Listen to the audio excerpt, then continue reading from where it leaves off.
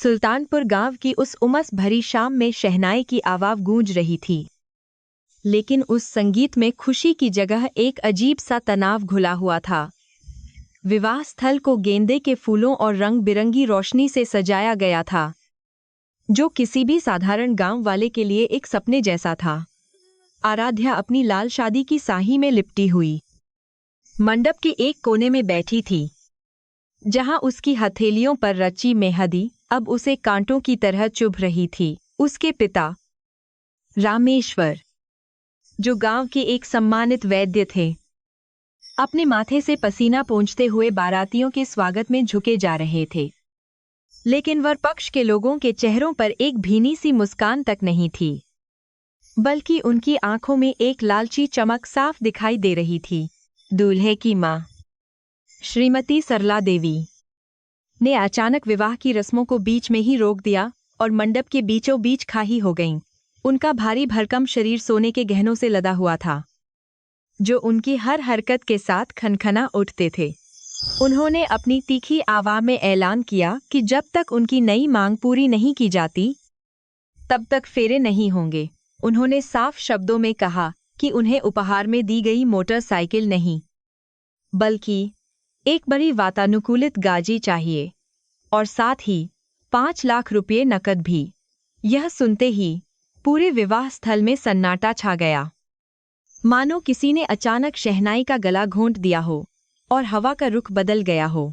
रामेश्वर का चेहरा फक बन गया और उनके हाथ पैर कांपने लगे, क्योंकि उन्होंने अपनी बेटी की शादी के लिए अपनी पुश्तैनी जमीन तक गिरवी रख दी थी। वह लड़खड़ाते कदमों से सरला देवी के पास पहुंचे और अपने हाथ जोड़कर गिनगिशाने लगे कि अब उनके पास देने के लिए कुछ भी नहीं बचा है। उन्होंने अपनी पगजी जमीन ताकि कुछ करती कि उन्होंने अपनी पगजी रखने के लिए कुछ भी नहीं बचा है, जो एक पिता के सम्मान का प्रतीक होती है। उतारकर सरला देवी के चरणों में रख दी और आंखों में आंसू लिए बोले कि वे उनकी बेटी की विदाई न रोके। यह दृश्य देखकर वहां मौजूद हर गांव वाले का दिल पसीज गया, लेकिन सरला देवी के चेहरे पर क्रूरता और भी गहरी हो गई। रोहन, जो दूल्हा बना शेरवानी पहने बैठा था, इस पूरे तमशे को ऐसे देख रहा था जैसे कोई मनोरंजक नाटक चल रहा हो। उसकी आंखों में अपनी होने वाली पत्नी या ससुर के लिए कोई दया नहीं थी, बल्कि वह अपने फोन में व्यस्त था और बीच बीच में अपनी मां की ओर देखकर मुस्कुरा देता था। आराध्या ने जब अपने होने वाले पति की इस बेरुखी को देखा, तो उसके दिल में जो थोड़ी बहुत उम्मीद बची थी, वह भी चकनाचूर हो गई। वह समझ गई कि यह आदमी कभी भी उसका सम्मान नहीं करेगा और न ही कभी उसके परिवार की इज्जत करेगा, क्योंकि उसकी रीढ़ की हड्डी तो उसकी मां के लालच के आगे झुक चुकी थी। सरला देवी ने रामेश्वर की पगजी को अपने पैर से ठोकर मारते हुए कहा कि अगर औकात नहीं थी तो इतने बड़े घर में रिश्ता क्यों भेजा। उनके मुंह से निकले अपशब्द किसी तेहाब की तरह रामेश्वर के स्वाभिमान को जला रहे थे। उन्होंने चिल्लाकर कहा कि उन्हें नादा भारत ने सरावी ने कि और उन्हें पद्देनी की पद्दान नहीं थे तो नी पद्देनी के साथ होने की बात हो गई कि उन्होंने कार में भिखारियों के घर से अपनी बहू नहीं चाहिए, और अगर अभी के अभी उनकी मांग पूरी नहीं हुई तो वे बारात वापस ले जाएंगे। गांव के सरपंच और अन्य बुजुर्गों ने मामला शांत करने की कोशिश की, लेकिन सरला देवी का अहंकार 7वें आसमान पर था और वे किसी की भी सुनने को तैयार नहीं थीं। आराध्या के भीतर का धैर्य अब जवाब दे चुका था और उसने महसूस किया कि अब चुप रहना पाप होगा। उसने अपनी भीगी पलकों को पोंछा और धीरे से अपनी जगह से खड़ी हो गई, जिससे उसके भारी लहंगे की सरसराहट सन्नाटे में गूंज उठी। उसने अग्निकुंड की ओर देखा, जिसकी लपटें उसकी आंखों में जल रही क्रोध की ज्वाला से मेल खा रही थीं। वह मंद गति से चलकर अपने पिता के पास पहुंचे, जिन्होंने अभी भी जमीन पर अपना सिर झुका रखा था, और उनके कंधों को थामकर उन्हें ऊपर उठाया। उसकी स्पर्श में एक ऐसी दृढ़ता थी जिसने रामेश्वर को चौंका दिया और उन्होंने अपनी बेटी की ओर देखा। आराध्या ने अपने पिता की पगही को मीन से उठाया, उसे झांझा और बड़े सम्मान के साथ वापस उनके सिर पर रख दिया। फिर वह घूमी और सरला देवी की आंखों में आंखें डालकर खड़ी हो गई। उसकी नौरों में अब कोई डर या संकोच नहीं था उसने अपनी गर्दन से वरमाला उतारकर अग्निकुंड में फेंक दी, जहां वह लपटों में घिरकर जलने लगी, ठीक वैसे ही जैसे इस रिश्ते की पवित्रता जल चुकी थी।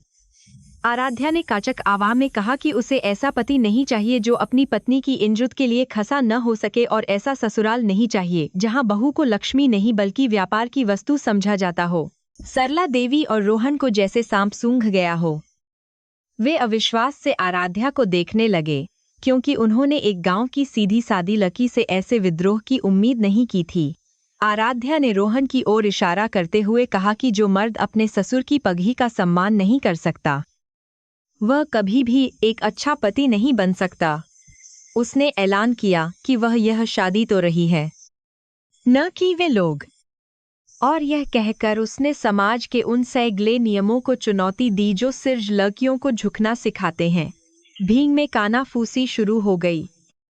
कुछ लोग उसकी हिम्मत की दाद दे रहे थे तो कुछ इसे उल्टा कह रहे थे। रोहन का पुरुषत्व आहत हो गया और वह तैश में आकर खजा हो गया, चिल्लाते हुए कि उसे छोड़ने की हिम्मत कैसे हुई। उसने आराध्या का हाथ पकड़ने की कोशिश की, लेकिन आराध्या ने झटककर उसका हाथ दूर कर दिया। उसने साफ शब्दों में कहा कि वह कोई बिकाऊ माल नहीं है जिसकी बोली लगाई जाए। उसने रोहन और उसके परिवार को तुरंत अपने घर से निकल जाने का आदेश दिया। रामेश्वर, जो पहले डरे हुए थे, अब अपनी बेटी के रौद्र रूप को देखकर उनमें भी एक नई शक्ति का संचार हुआ और वे अपनी बेटी के साथ चट्टान की तरह खाए हो गए। बारात को अपमानित होकर वापस लौटना पड़ा, लेकिन जाते जाते सरला देवी ने श्राप दिया कि अब इस लाकी से कोई शादी नहीं करेगा और यह पूरी जिंदगी अपने बाप के घर में बैठी सहेगी। गांव वाले भी तरह तरह की बातें बनाने लगे कि लाकी ने नाक कटवा दी और अब समाज में उनका हुक्का पानी बंदा हो जाएगा। लेकिन आराध्या ने इन बातों पर कोई ध्यान नहीं दिया। उसने तय कर लिया था कि वह अब इस गांव में नहीं रहेगी जहां उसकी इज्जत से ज्यादा दहेज का महत्व है। उसने उसी रात नई दिल्ली जाने का फैसला कर लिया, जहां वह अपनी किस्मत खुद लिखेगी। रात के सन्नाटे में जब पूरा गांव सो रहा था, आराध्या ने अपना एक छोटा सा बैग तैयार किया जिसमें उसके कुछ कपड़े और आयुर्वेद की कुछ पुरानी किताबें थीं जो उसके दादाजी ने उसे दी थीं। उसने अपने सोते हुए माता पिता के चरण स्पर्श किए और मन ही मन उनसे मारी मांगी कि वह उन्हें इस हाल में छोड़कर जा रही है। लेकिन वह जानती थी कि अगर वह यहाँ रही तो समाज के ताने उसके परिवार को जीने नहीं देंगे। उसने अपनी आंखों के आंसू पोंछे और घर की देहरी लांघ दी, उस अंधेरे रास्ते की ओर जो उसे स्टेशन तक ले जाता था। रेलवे स्टेशन पर पहुंचकर उसने दिल्ली जाने वाली सबसे पहली ट्रेन का टिकट लिया और एक कोने में बैठकर गाजी का इंतजार करने लगी। उसका दिल धोर धोर से धक रहा था, क्योंकि वह पहली बार अपनी दुनिया से बाहर निकल रही थी। उसने अपनी मुट्ठी में उस पुरानी जड़ी बूटी की थैली को भींच लिया, जो उसकी एकमात्र धरोहर थी। ट्रेन की सीटी की आवाज ने उसके विचारों को तोला और जैसे ही वह डिब्बे में चोजी, उसने पीछे मुड़कर नहीं देखा। वह जानती थी कि आगे का रास्ता कांटों भरा होगा, लेकिन उसने कसम खाई थी कि वह एक दिन इतना बड़ा मुकाम हासिल करेगी कि आज उसका अपमान करने वाले लोग उसकी एक झलक पाने को तरसेंगे। ट्रेन की खड़खड़ाहट के साथ आराध्या ने अपनी खिड़की से बाहर देखा, जहां गांव के खेत और पेड़ पौधे पीछे छूटते जा रहे थे। उसकी आंखों में नींद नहीं थी, बल्कि एक नए संघर्ष की चमक थी। वह सोच रही थी कि दिल्ली जैसा बड़ा शहर, जिसे लोग दिलवालों का शहर कहते हैं, क्या उसे अपनाएगा या वहां भी उसे भेइयों का सामना करना पड़ेगा। लेकिन उसने अपने मन को पक्का कर लिया था कि वह अपनी विद्या और अपने संस्कारों के बल पर अपनी पहचान बनाएगी। यह सिर्फ एक शहर से दूसरे शहर का नहीं था, बल्कि एक अबला नारी से एक सशक्त महिला बनने की यात्रा की शुरुआत थी। दिल्ली के निजामुद्दीन स्टेशन पर जब वह उतरी, तो शहर के शोर शराबे और भीभान ने उसका स्वागत किया। यहाँ की हवा में एक अलग ही तेजी थी। हर कोई भाग रहा था, किसी के पास रुकने का वक्त नहीं था। आराध्या ने अपनी साही का पल्लू कसकर पकड़ा और भीन को चीरते हुए बाहर निकली। उसके पास रहने का कोई ठिकाना नहीं था और न ही ज्यादा पैसे थे। लेकिन उसके पास आत्मविश्वास की कोई कमी नहीं थी। उसने स्टेशन के बाहर एक चाय की दुकान पर पूछा कि सस्ती धर्मशाला कहाँ मिल सकती है, और दुकानदार ने उसे पुरानी दिल्ली की तंग गलियों का रास्ता बता दिया। पुरानी दिल्ली की गलियां उतनी ही पेचीदा थीं जितनी आराध्या की जिंदगी हो गई थी। हर तरफ रिक्शों की घंटियां, खाने की खुशबू और लोगों की आवाजें आ रही थीं।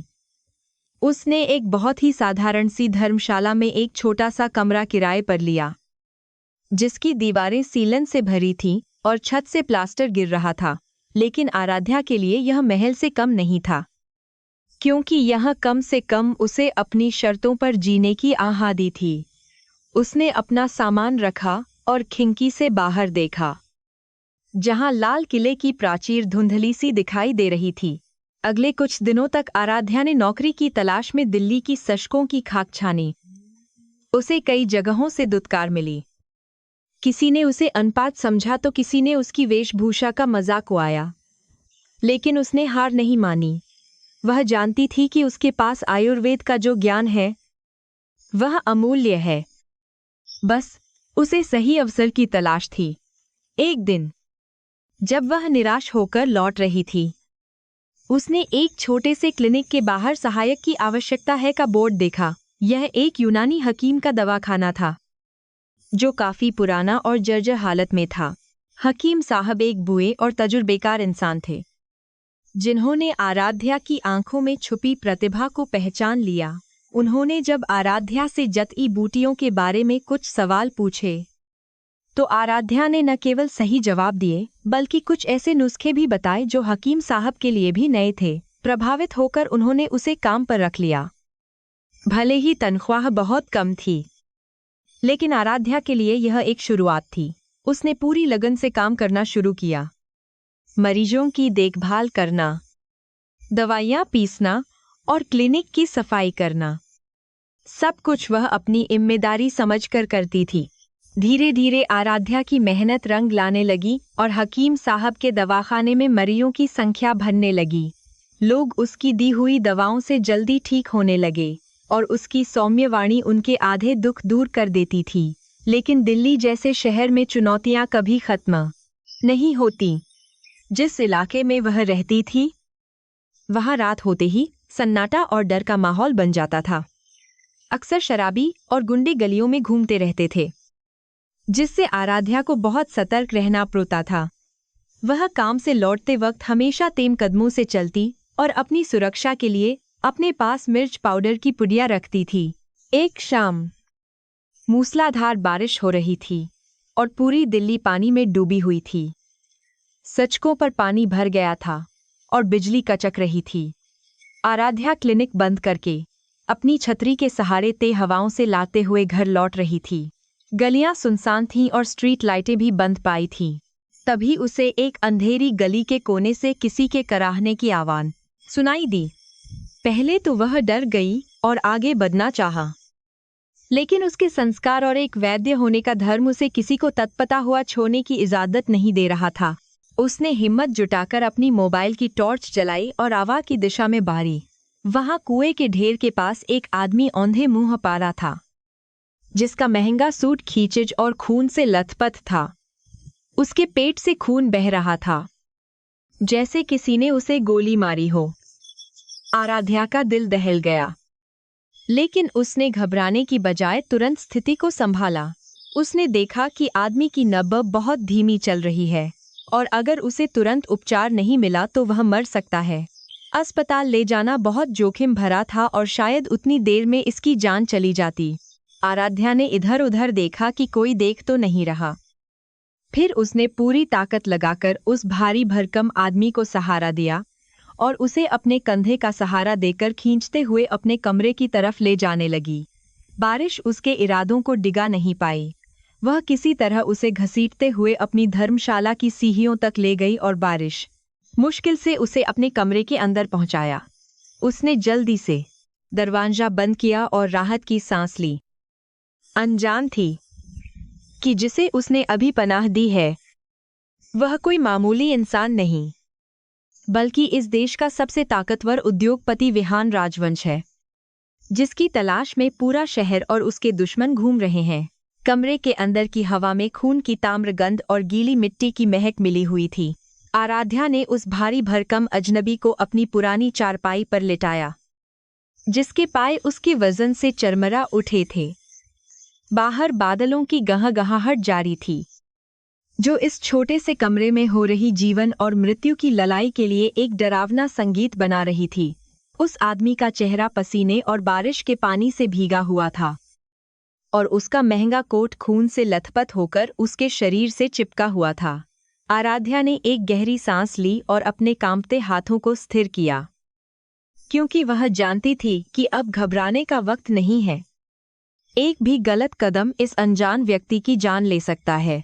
उसने सबसे पहले कमरे का दरवाजा अच्छी तरह से बंद किया और खिड़की पर पुराना पर्दा डाल दिया, ताकि बाहर से कोई अंदर न झांक सके। उसने कोने में रखे मिट्टी के चूल्हे को सुलगाया और उस पर एक पतीले में पानी उबलने के लिए रख दिया। उसके पास कोई आधुनिक चिकित्सा उपकरण नहीं थे, लेकिन उसके पास वो ज्ञान था जो सदियों से उसके पूर्वज इस्तेमाल करते आ रहे थे। उसने अपनी पोटली से हल्दी, नीम की पत्तियां और कुछ जंगली जड़ी बूटियां निकाली। उसने एक साफ सूती कपड़ा लिया और उसे गर्म पानी में डुबोकर उस आदमी के घाव को साफ करना शुरू किया, जिससे वह दर्द में कराह उठा। आराध्या ने देखा कि गोली उसके पेट के दाहिनी ओर लगी थी और सौभाग्य से वह आर पार नहीं हुई थी, बल्कि मांस में ही फंसी हुई थी। खून का बहना रुक नहीं रहा था और उस आदमी की सांसें उखड़ रही थी। आराध्या ने समझ लिया कि उसे गोली निकालनी होगी, वरना संक्रमण पूरे शरीर में फैल जाएगा। उसने अपनी रसोई से एक छोटी पैनी छुरी उठाई और उसे आग की लपटों पर तब तक गर्म किया जब तक कि वह लाल न हो गई। यह एक जोखिम भरा काम था, लेकिन उसके पास इसके अलावा कोई चारा नहीं था। उसने ईश्वर का नाम लिया और उस आदमी के पास बैठकर अपना काम शुरू किया। जैसे ही गर्म छुरी ने उस आदमी की त्वचा को छुआ, वह बेहोशी में ही तड़प उठा और उसने आराध्या का हाथ कसकर पकान लिया। उसकी पकान इतनी मजबूत थी कि आराध्या की कलाई पर निशान पान गए, लेकिन उसने ऊर तक नहीं की। उसने अपने दूसरे हाथ से उसे दबाकर रखा और पूरी एकाग्रता के साथ गोली को ढूंढने लगी। पसीने की बूंदें आराध्या के माथे से टपक रही थीं, लेकिन उसकी नजरें घाव पर जमी हुई थीं। कुछ ही पलों के संघर्ष के बाद धातु के टकराने की हल्की सी आवाज आई और उसने गोली को बाहर खींच लिया। खून का एक फव्वारा फूटा, जिसे उसने तुरंत कपड़े से दबा दिया। गोली निकालने के बाद असली उपचार शुरू हुआ। आराध्या ने हल्दी और शहद का एक गाना लेप तैयार किया, जो एंटीसेप्टिक का काम करता है और घाव को भरने में मदद करता है। उसने इस लेप को गहरे घाव में भरा और ऊपर से नीम की पत्तियों का पेस्ट लगाया। आयुर्वेद में हल्दी को स्वर्ण भस्म के समान माना जाता है, जो किसी भी संक्रमण को काट सकती है। उसने अपनी एक पुरानी लेकिन साफ स्याही फाकर पट्टियां बनाईं और घाव को कसकर बांध दिया। धीरे धीरे खून का बहना बंद हो गया और उस आदमी की कराहना भी शांत हो गई, जो इस बात का संकेत था कि खतरा टल गया है। पूरी रात आराध्या उस अजनबी के सिरहाने बैठी रही, उसकी नब्बम और माथे का तापमान जांचती रही। बाहर बारिश थमने का नाम नहीं ले रही थी, जैसे आसमान भी इस घटना का गवाह बनकर रो रहा हो। आराध्या की आंखों में नींद का नामो निशान नहीं था। वह बस उस आदमी के चेहरे को निहार रही थी। उसके चेहरे पर एक अजीब सा रौब था, जो बेहोशी में भी कम नहीं हुआ था। उसकी तीखी नाक, चौड़ा माथा और कसी हुई जब्बे की रेखा बता रही थी कि यह कोई साधारण इंसान नहीं है, बल्कि कोई ऐसा व्यक्ति है जिसे हुक्म चलाने की आदत है। सुबह की पहली किरण के साथ बारिश रुक गई और खिड़की की दरारों से धूप कमरे में आने लगी। आराध्या चूल्हे के पास बैठी ऊँघ रही थी कि तभी चारपाई से हलचल की आवाज़ आई। वह तुरंत चौकन्ना हो गई और उस आदमी की तरफ लपकी। विहान राजवंश ने अपनी आंखें खोलीं, जो अभी भी नशे और दर्द से भारी थीं। उसे कुछ पल यह समझने में लगे कि वह कहाँ है। आलीशान अस्पताल के कमरे की जगह एक टूटी हुई छत और गोबर से लिपी दीवारें देखकर वह चौंक गया। उसने उठने की कोशिश की, लेकिन उसके पेट में उठी तेज टीस ने उसे वापस बिस्तर पर पटक दिया। विहान ने अपनी धुंधली नौरों से अपने पास खड़ी उस युवती को देखा। साधारण सूती साही में लिपटी वह लाकी उसे किसी गांव की गंवार लग रही थी, लेकिन उसकी आंखों में एक अजीब सी चमक और आत्मविश्वास था। विहान का हाथ अपनी कमर की ओर गया, जहां वह अपनी बंदूक रखता था, लेकिन वह कुछ नहीं था। वह घबराया और गुस्से में गुर्राया कि वह कहाँ है और आराध्या कौन है। उसकी आवाज़ में एक घायल शेर जैसी दहान थी, जो कमजोर होने के बावजूद डराने के लिए काफी थी। उसने आराध्या पर शक किया कि शायद वह उसके दुश्मनों से मिली हुई है।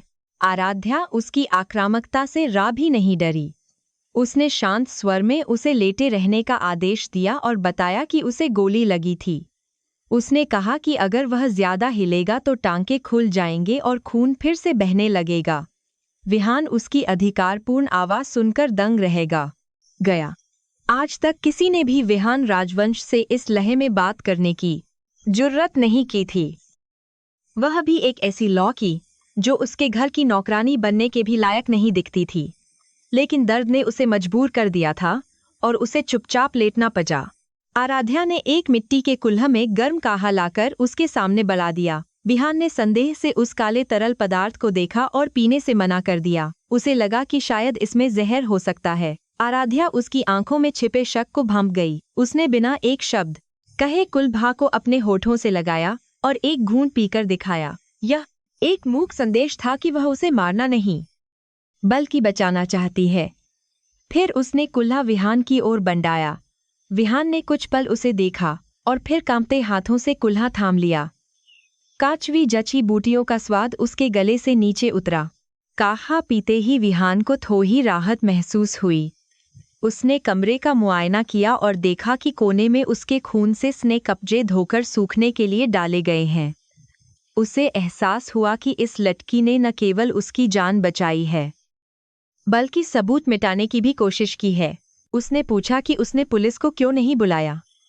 आराध्या ने जजी बूटियां पीसते हुए जवाब दिया कि उसका काम जान बचाना है, पुलिस के चक्कर में पतना नहीं। उसने यह भी कहा कि उसके कपड़े और हालत देखकर लग रहा था कि पुलिस को बुलाना उसकी जान के लिए और भी खतरनाक हो सकता था। तभी दरवाजे पर बोर बोर से दस्तक हुई। विहान का शरीर तनाव से अखे गया। उसे लगा कि उसके दुश्मन उसे ढूंढते हुए यहाँ तक पहुँच गए हैं। उसने पास रखा हुआ वह चाकू उठा लिया जिससे आराध्या ने सब्जी काटी थी।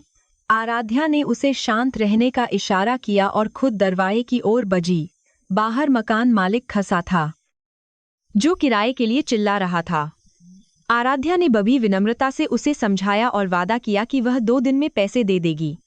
उसने बड़ी चतुराई से दरवाजा आधा ही खोला ताकि अंदर का ननारा बाहर न दिखे। विहान अंदर लेटे लेटे सब सुन रहा था। वह हैरान था कि इस लूकी के पास खुद खाने के लाले पड़े हैं, फिर भी उसने एक अनजान आदमी के लिए इतना बाधा जोखिम उठाया। मकान मालिक के जाने के बाद आराध्या अंदर आई और उसने राहत की सांस ली। विहान ने चाकू नीचे रख दिया और पहली बार अपनी आंखें छूकर उससे पूछा कि उसे ऐसा करके क्या मिला। आराध्या ने सरलता से उत्तर दिया कि इंसानियत का कोई मोल नहीं होता। उसने कहा कि उसके पिता ने सिखाया है कि घायल की मदद करना सबसे बड़ा धर्म है, चाहे वह दोस्त हो या दुश्मन। दिन चढ़ने के साथ कमरे में गर्मी बनने लगी। विहान को पसीना आ रहा था और उसे प्यास लग रही थी। आराध्या ने गीले कपड़े से उसका चेहरा पोंछा और उसे पानी पिलाया। विहान को यह सब बहुत अजीब लग रहा था। वह हमेशा नौकरों और नर्सों की फौज से घिरा रहता था, लेकिन यहाँ यह अकेली लाकी उसकी सेवा कर रही थी, वह भी बिना किसी स्वार्थ के। उसने गौर किया कि आराध्या के चेहरे पर थकान है और उसकी आंखों के नीचे काले घेरे पार गए हैं, जिसका मतलब था कि वह पूरी रात जागी थी। उसके मन में इस अजनबी लाकी के लिए इदलत की एक हल्की सी किरण जागी। दोपहर में आराध्या ने उसके लिए पतली खिचड़ी बनाई। विहान ने अपनी जिंदगी में कभी इतना सादा खाना नहीं खाया था, लेकिन भूख के कारण उसे वह अमृत समान लगा। खाना खाते हुए विहान ने बताया कि उसका नाम विहान है, लेकिन उसने अपना उपनाम राजवंश नहीं बताया। वह अभी भी अपनी पहचान गुप्त रखना चाहता था। आराध्या ने भी अपना नाम बताया और कहा कि वह यहाँ एक वैद्य के पास काम करती है। दोनों के बीच की बातचीत बहुत कम और नपी तुली थी, लेकिन उस सन्नाटे में एक अदृश्य बंधन बन रहा था। शाम होते होते विहान की हालत में काफी सुधार आ गया था। आयुर्वेदिक दवाओं ने अपना असर दिखाना शुरू कर दिया था और उसका बुखार उतर गया था। उसने उठकर बैठने की कोशिश की और इस बार उसे कम दर्द हुआ। उसने आराध्या से अपना फोन मांगा ताकि वह अपने किया लोगों से संपर्क कर सके। आराध्या ने बताया कि उसका फोन बारिश में भीगकर खराब हो चुका था और वह चालू नहीं हो रहा था।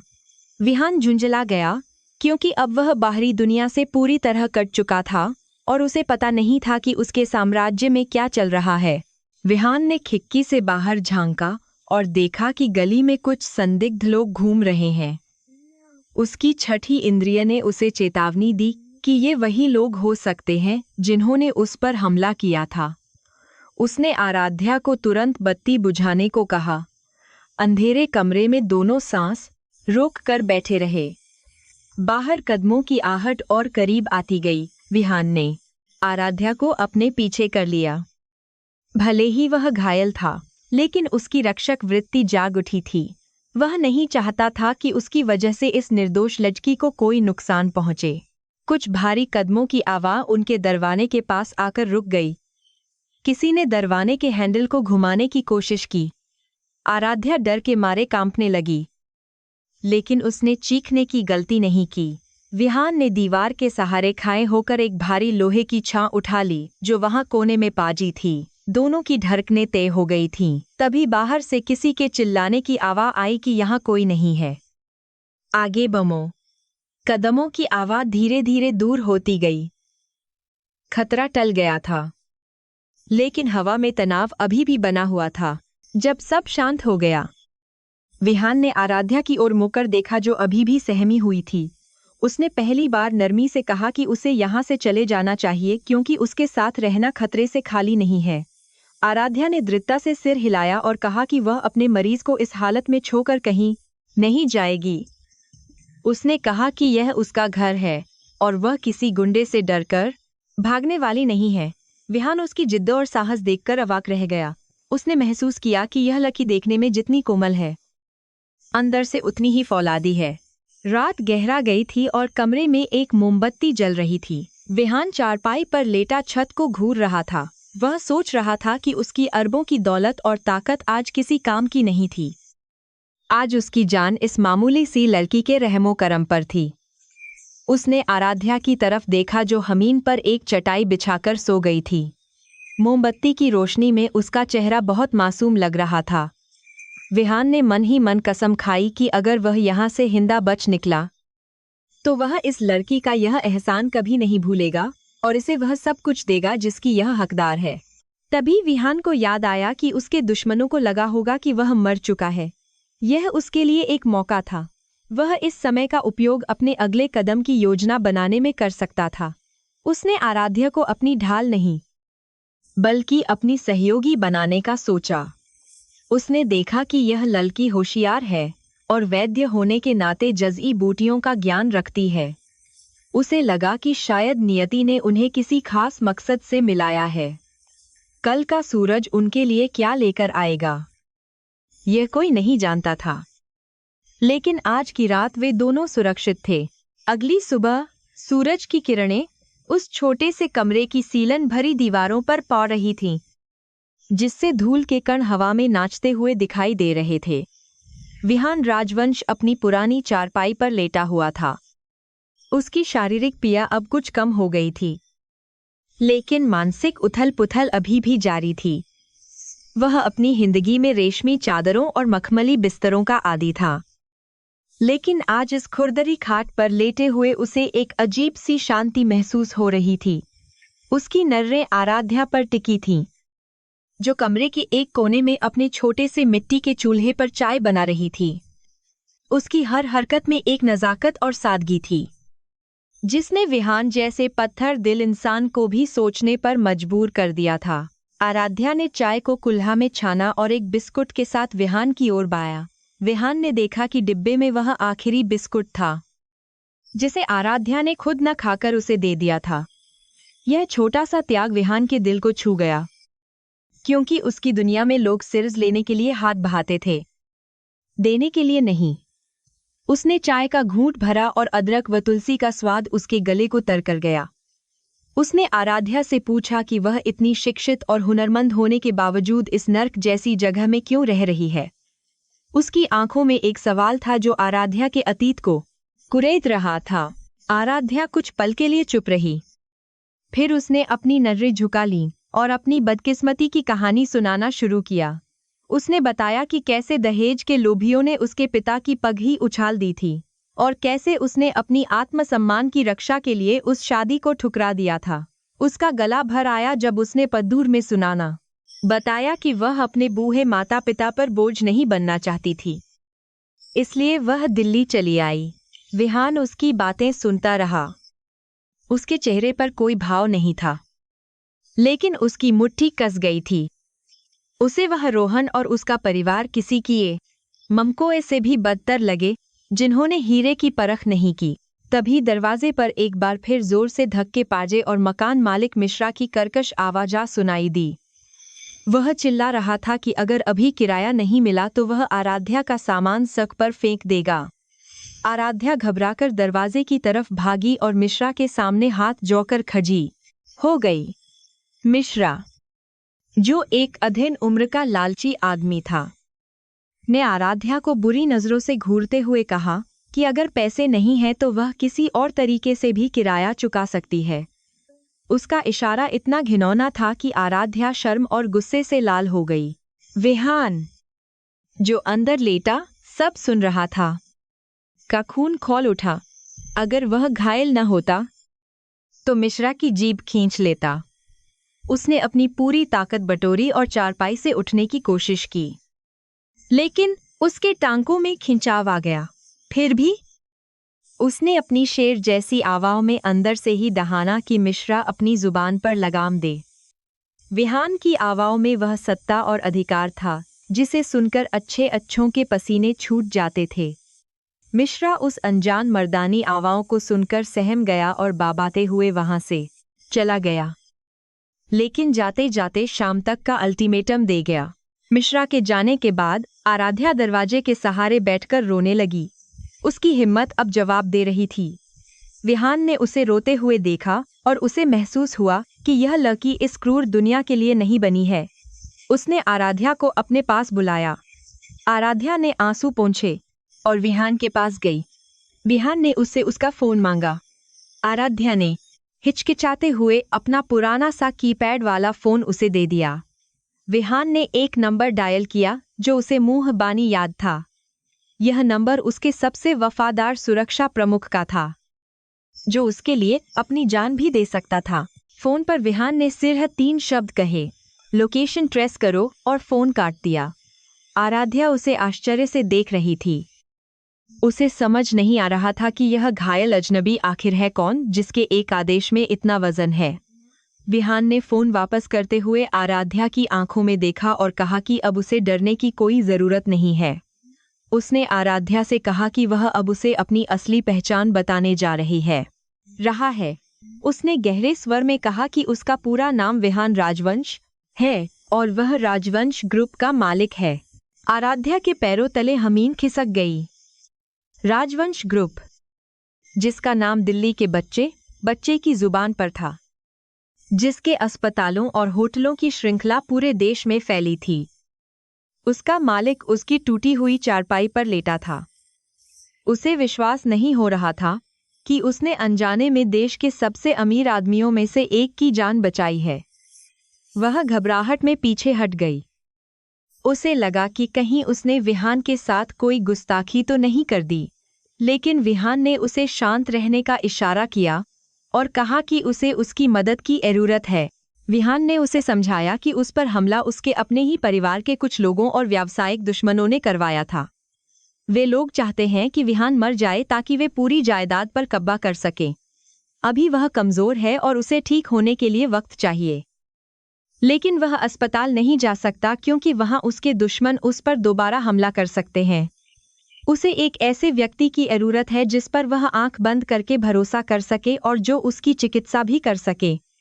और वह व्यक्ति आराध्या के अलावा कोई नहीं हो सकता। विहान ने आराध्या के सामने एक प्रस्ताव रखा। उसने कहा कि वह उसे अपने साथ अपने निजी आवास ले जाएगा, जहां वह उसकी निजी नर्स बनकर रहेगी। लेकिन दुनिया की नौरों से बचने के लिए और अपने परिवार के षड्यंत्रों को रोकने के लिए उसे विहान की मंगेतर होने का नाटक करना होगा। यह एक सौदा था, एक अनुबंध। विहान ने वादा किया कि इसके बदले वह आराध्या को इतनी दौलत और ताकत देगा कि पूरी दुनिया उसके कदमों में होगी। वह उन सभी लोगों से बदला ले सकेगी जिन्होंने उसका और उसके पिता का अपमान किया था। आराध्या इस अजीबोगरीब प्रस्ताव को सुनकर सन्न रह गई। एक तरफ उसकी नैतिकता थी जो झूठ बोलने से रोक रही थी, और दूसरी तरफ उसकी लाचारी और विहान की जान का खतरा था। उसने विहान से कहा कि वह एक साधारण लालकी है और वह इतनी बाई भूमिका नहीं निभा सकती। लेकिन विहान ने उसकी आंखों में देखते हुए कहा कि उसने उस रात गोली निकालते वक्त उसके हाथों में जो स्थिरता देखी थी वह किसी साधारण लड़की में नहीं होती। उसने आराध्या को याद दिलाया कि शक्ति के बिना इस दुनिया में अच्छाई की कोई कद्र नहीं करता। विहान ने उसे वह मंजर याद दिलाया जब रोहन और उसकी मां ने उसके पिता को जलील किया था। उसने पूछा कि क्या वह नहीं चाहती कि एक दिन वह उन लोगों के सामने सर उठाकर खड़ी हो और वे लोग उससे भीख मांगे। विहान के शब्दों ने आराध्या के दिल के उस घाव को कुरेद दिया जो अभी भरा नहीं था। उसने सोचा कि शायद ईश्वर ने उसे यह मौका इसीलिए दिया है ताकि वह अपने स्वाभिमान को वापस पा सके। उसने एक गहरी सांस ली और विहान की शर्तों को स्वीकार करते हुए सिर हिला दिया। यह एक मूक समझौता था जिसने उनकी तकदीर को एक धागे में बांध दिया था। अभी उनकी बात खत्म ही हुई थी कि गली में कई गाड़ियों के रुकने की आवाज़ आई। आराध्या ने खिड़की से देखा तो उसकी आंखें फटी की फटी रह गईं। बाहर काले रंग की आधा दर्जन लकड़ी गाड़ियां खड़ी थीं और काले सूट पहने दर्जनों हथियारबंद सुरक्षाकर्मी गली को घेरे हुए थे। मोहल्ले के लोग अपनी खिड़कियों और दरवाजों से यह नारा देख रहे थे। उनकी समझ में नहीं आ रहा था कि उनकी गरीब बस्ती में यह क्या हो रहा है। मिश्रा, जो थोड़ी देर पहले शेर बन रहा था, अब डर के मारे अपने घर में दुबक गया था। विहान के सुरक्षा प्रमुख विक्रम ने कमरे का दरवाजा खटखटाया और अंदर आया। उसने विहान को सही सलामत देखकर राहत की सांस ली और झुककर उसे सलाम किया। विक्रम ने विहान को सहारा देकर उठाया। विहान ने विक्रम को निर्देश दिया कि आराध्या को पूरे सम्मान के साथ ले जाया जाए और उसका सारा सामान, चाहे वह कितना भी साधारण क्यों न हो, साथ लिया जाए। उसने यह भी आदेश दिया कि इस मोहल्ले के हर घर को 1-1 लाख रुपये दिए जाएं ताकि वे अपनी जुबान बंद रखें, और मिश्रा को सबक सिखाने के लिए उसका मकान खरीदकर उसे बेघर कर दिया जाए। आराध्या ने अपनी छोटी सी पोटली उठाई और उस कमरे पर आखिरी नजर डाली जिसने उसे पनाह दी थी। जब वह विहान के साथ बाहर निकली तो पूरा मोहल्ला उन्हें देख रहा था। जिस लड़की को वे कल तक बेचारी समझ रहे थे, आज वह राजाओं के काफिले के साथ जा रही थी। विहान ने उसे अपनी सबसे महंगी गाड़ी में अपने साथ पीछे की सीट पर बैठाया। जैसे ही गाड़ी का दरवाजा बंद हुआ, वातानुकूलित ठंडक ने आराध्या को घेर लिया, जो बाहर की उमस और उसकी पुरानी जिंदगी से बिल्कुल अलग थी।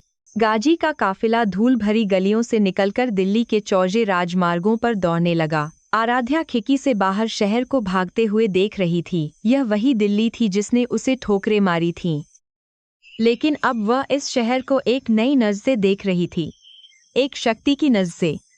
विहान ने अपनी आंखें मूंद रखी थी, लेकिन उसके दिमाग में शतरंज की बिसात बिछनी शुरू हो गई थी।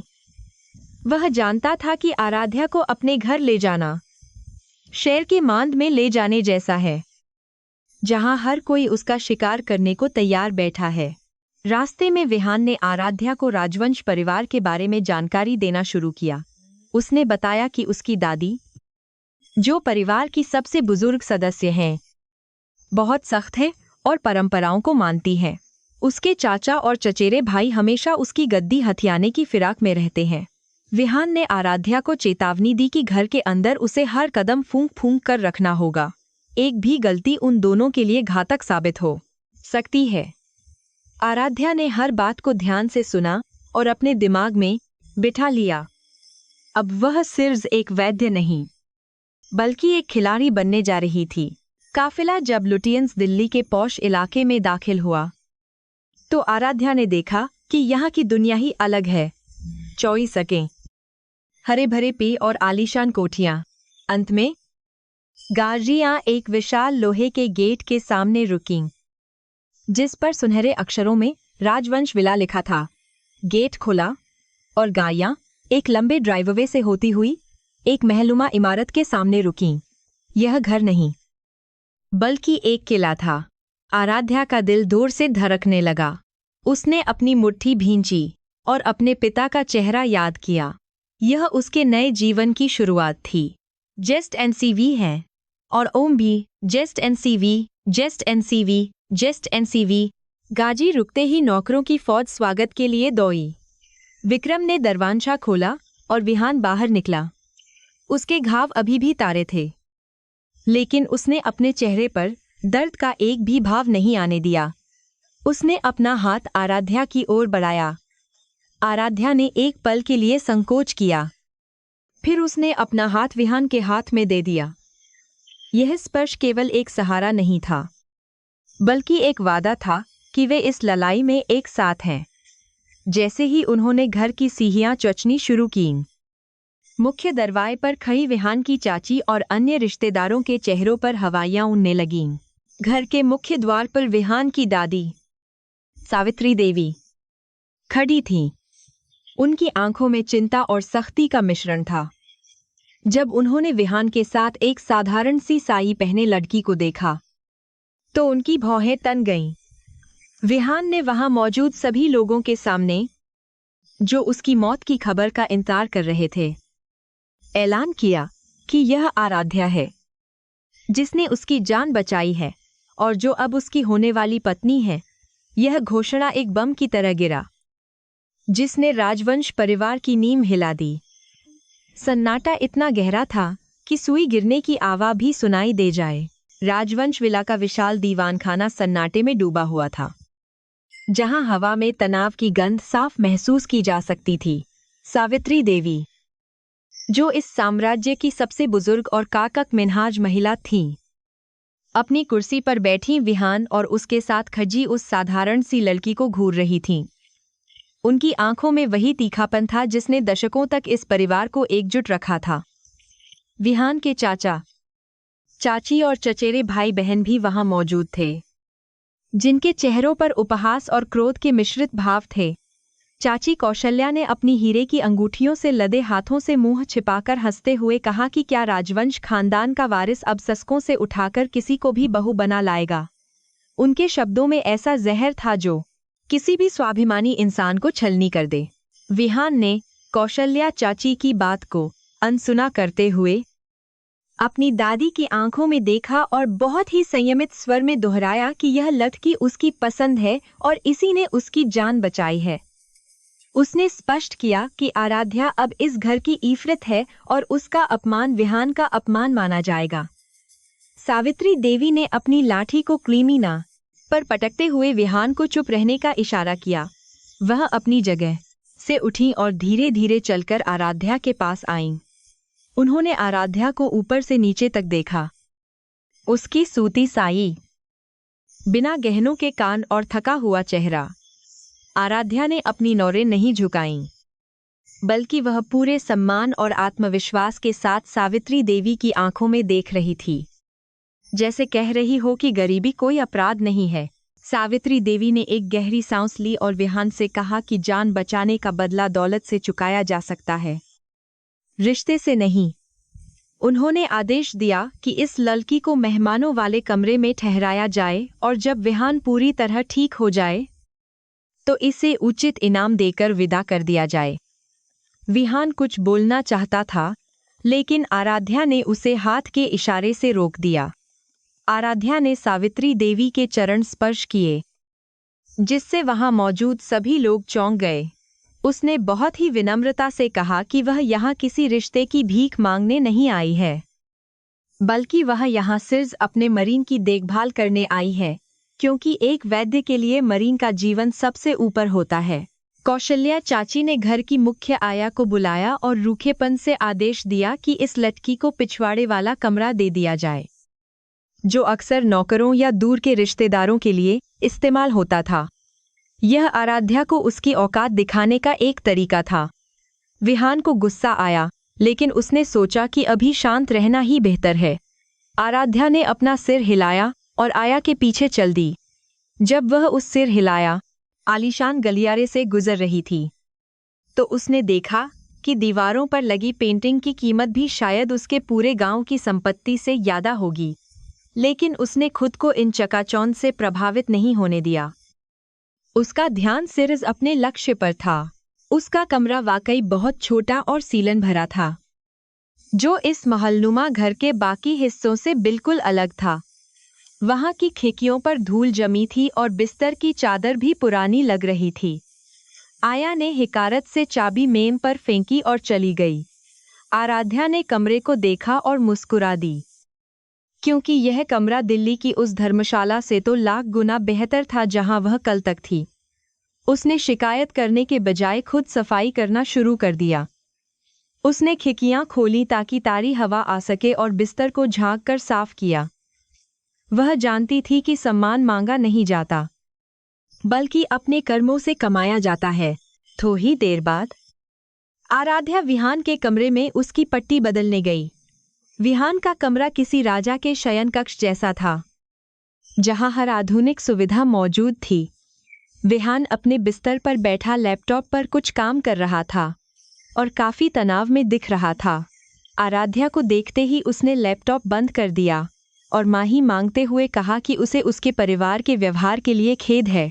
आराध्या ने मुस्कुराते हुए जवाब दिया कि उसे इन बातों का बुरा नहीं लगा, क्योंकि वह जानती है कि बुढ़ापे हवा के झोंकों से ही हिलता है। उसने विहान के घाव की जांच की और देखा कि वह तेनी से भर रहा है, जो उसकी जर्जी बूटियों का कमाल था। शाम को डाइनिंग टेबल पर माहौल और भी भारी था। विहान ने हिद्द की थी कि आराध्या सबके साथ बैठकर खाना खाएगी, जो कौशल्या चाची और उनके बेटे आर्यन को बिल्कुल पसंद नहीं आया। मेम पर तरह तरह के व्यंजन सजे थे, लेकिन किसी के चेहरे पर खुशी नहीं थी। आर्यन, जो विहान का चचेरा भाई था और हमेशा उसे पछाड़ने की फिराक में रहता था, ने जानबूझकर आराध्या से पूछा कि क्या उसे कांटा और चम्मच इस्तेमाल करना आता है या वह हाथ से खाने की आदी है। आराध्या ने बड़ी शालीनता से जवाब दिया कि अन्न को हाथ से छूकर खाने में जो तृप्ति और आदर है, वह धातु के चम्मचों में कहाँ। उसका जवाब सुनकर सावित्री देवी ने एक पल के लिए खाना रोककर उसकी ओर देखा। तभी अचानक सावित्री देवी की सांसें तेज चलने लगीं। उन्होंने अपनी छाती को पकड़ लिया और उनका चेहरा नीला फाने लगा। वह कुर्सी से लुढ़कने ही वाली थीं कि विहान और बाकी सब घबराकर उनकी तरफ दौड़े। अफरा-तफरी मच गई। कौशल्या चाची चिल्लाने लगी कि डॉक्टर को फोन करो। आर्यन ने बताया कि डॉक्टर जाम में फंसे हैं और उन्हें आने में कम से कम आधा घंटा लगेगा। सावित्री देवी का शरीर ऐंठ रहा था और उनकी आंखें ऊपर चेट रही थीं। विहान ने उन्हें अपनी बाहों में थाम रखा था, लेकिन वह लाचार महसूस कर रहा था। घर के नौकर पानी और हवा करने के लिए इधर उधर भाग रहे थे, लेकिन स्थिति बिगड़ती जा रही थी। आराध्या ने एक पल भी नहीं गंवाया। वह अपनी कुर्सी से उठी और भी को चीरते हुए सावित्री देवी के पास पहुंची। कौशल्या ने उसे धक्का देने की कोशिश की और चिल्लाई कि दूर हटो गंवार लड़की, तुम उन्हें मार डालोगी। आराध्या ने पूरी ताकत से कौशल्या का हाथ झटक दिया और अपनी तेम आवा में कहा कि अगर वे चाहती हैं कि उनकी सांस जिंदा रहे तो चुप रहें। आराध्या की आंखों में वह रौद्र रूप था जिसे देखकर कौशल्या सहम गई। आराध्या ने तुरंत में सावित्री देवी की कलाई पकड़ी और उनकी नांगी जांची। उसने समझ लिया कि यह वात और कफ के असंतुलन के कारण हुआ है, जिससे उनकी श्वास नली अवरुद्ध हो गई है। आराध्या ने मेज पर रखे अदरक के टुकड़े और काली मिर्च को उठाया और उसे अपने हाथों से मसलकर उसका रस सावित्री देवी के मसूहों पर मला।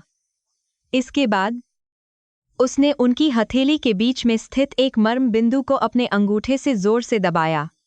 आयुर्वेद में यह बिंदु हृदय और फेफड़ों को तुरंत उत्तेजित करने के लिए जाना जाता है। सभी लोग सांस रोककर देख रहे थे। कुछ ही पलों में सावित्री देवी ने एक जोरदार हिचकी ली और उनकी रुकी हुई सांस वापस आ गई। उन्होंने खांसते हुए अपनी आंखें खोलीं और गहरी सांस ली। उनके चेहरे का रंग धीरे धीरे सामान्य होने लगा। जब डॉक्टर वहां पहुंचा, तब तक सावित्री देवी पूरी तरह खतरे से बाहर थीं। डॉक्टर ने उनकी जांच की और हैरान होकर कहा कि उन्हें एक बहुत ही गंभीर दौरा पचा था और अगर सही समय पर उनका प्राथमिक उपचार न किया गया होता तो शायद वे अब तक इस दुनिया में नहीं होती। जब उन्हें पता चला कि यह उपचार आराध्या ने किया है, तो डॉक्टर ने उसकी प्रशंसा की और कहा कि उसने बिल्कुल सही मर्म चिकित्सा का प्रयोग किया है। कमरे में मौजूद हर शख्स की नज़रें अब बदल चुकी थीं। कौशल्या और आर्यन शर्मिंदगी से नज़रें चुरा रहे थे, जबकि विहान की आंखों में गर्व था। सावित्री देवी ने कांपते हाथों से आराध्या को अपने पास बुलाया। आराध्या ने झुककर उनके पैर छुए। इस बार सावित्री देवी ने उसे नहीं रोका, बल्कि उसके सिर पर हाथ रखकर उसे आशीर्वाद दिया। उन्होंने अपनी भारी आवाज में कहा कि उन्होंने उसे पहचानने में गलती की थी। उन्होंने स्वीकार किया कि वह सिर्फ एक साधारण लड़की नहीं है, बल्कि साक्षात अन्नपूर्णा और धन्वंतरि का रूप है। यह राजवंश परिवार में आराध्या की पहली जीत थी। उसने बिना किसी शब्द के सिर्फ अपने हुनर से उन लोगों का मुंह बंद कर दिया था जो कल तक उसे हिकारत से देख रहे थे। अगले दिन सुबह विहान तैयार होकर अपने स्टडी रूम में जाने लगा, जहां एक बहुत ही महत्वपूर्ण मीटिंग होने वाली थी। यह मीटिंग एक विदेशी कंपनी के साथ विलय को लेकर थी, जो राजवंश ग्रुप के भविष्य के लिए बहुत मायने रखती थी। विहान ने आराध्या को भी अपने साथ चलने को कहा। आर्यन ने आपत्ति जताई कि यह बिजनेस मीटिंग है, यहाँ औरतों और खासकर इस गांव की लड़की का क्या काम। विहान ने कड़े शब्दों में कहा कि आराध्या उसकी निजी सलाहकार है और वह मीटिंग में रहेगी।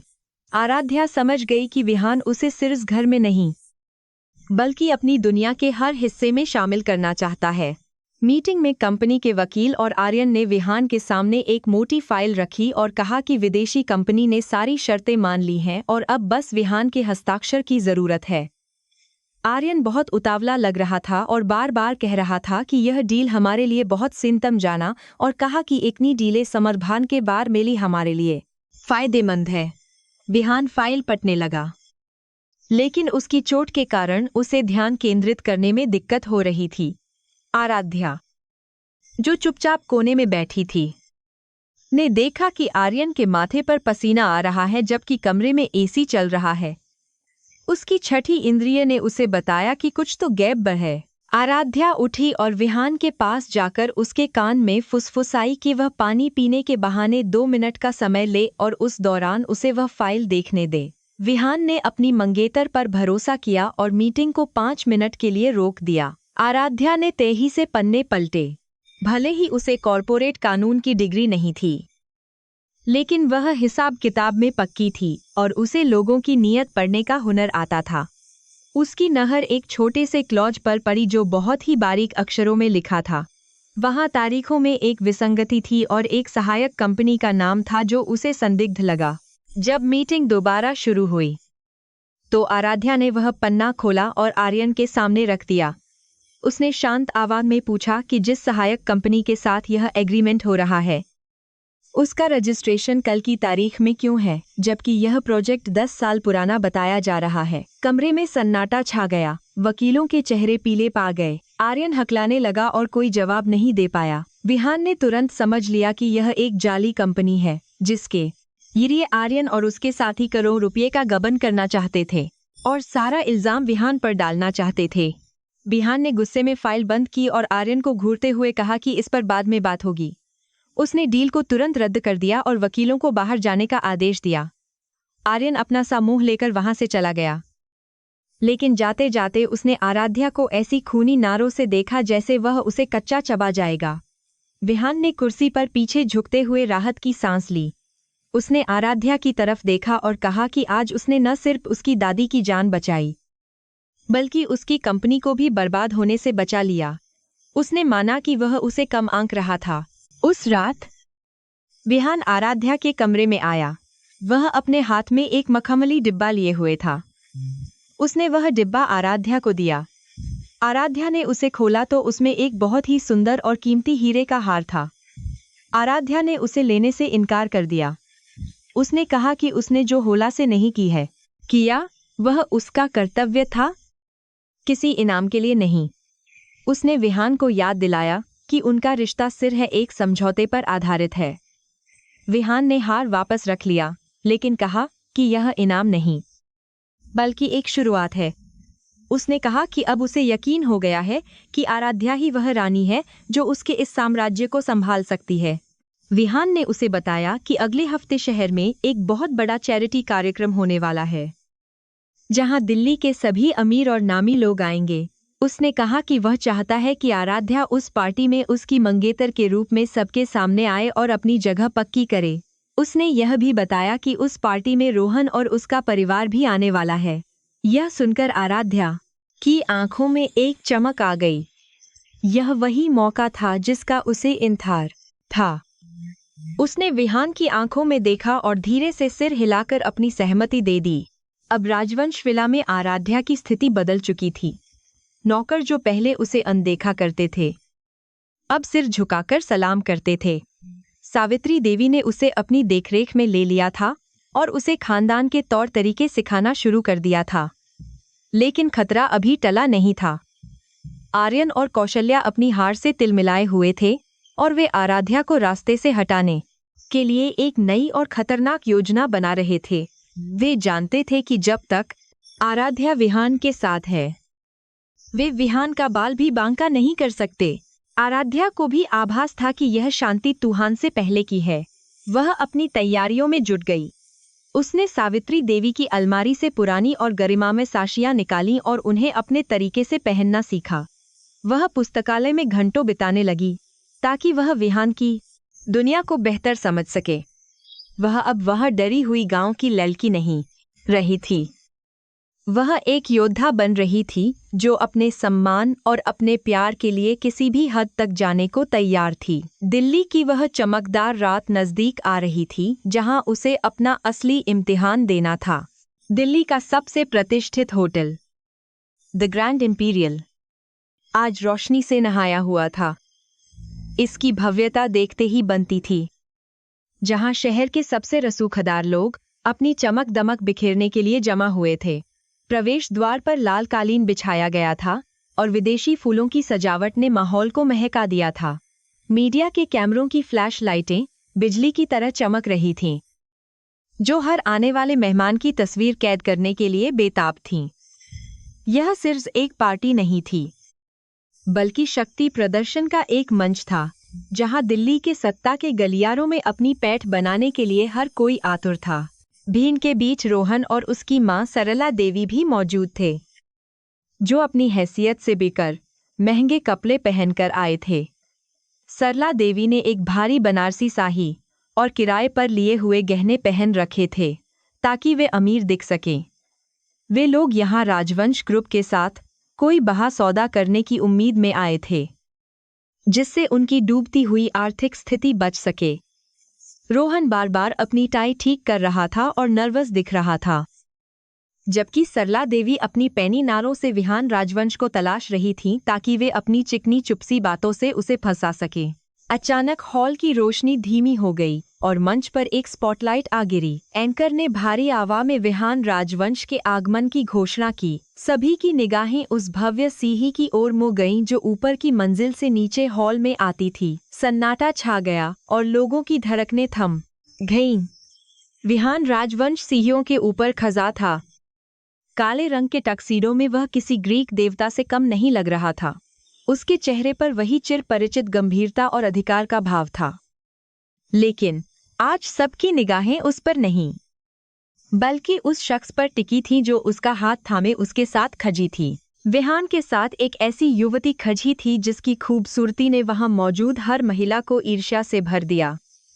उसने गहरे नीले रंग की कांजीवरम साड़ी पहन रखी थी, जिस पर सुनहरे तारों का काम किया गया था।